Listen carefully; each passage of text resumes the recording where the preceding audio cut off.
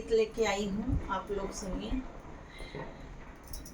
अरे भावे घरवा नायंगनवा बिन ललनवा सजनी, भावे घरवा ना अंगनवा बिन ललनवा सजनी।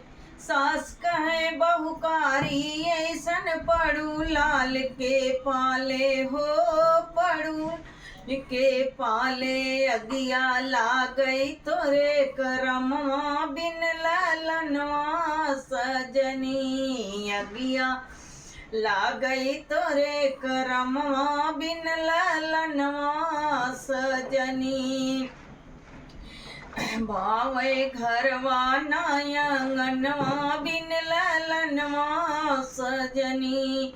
कड़े के माँ का दर्शन मनली हर सुब्रह्म बहराम हो, हर सुब्रह्म बहराम। आवई गोदिन में ललनवा बिन ललनवा सजनी, आवई गोदी में ललनवा बिन ललनवा सजनी। कड़े के माँ का दर्शन कैली हर सुब्रह्म बहराम हो, हर सुब्रह्म बहराम।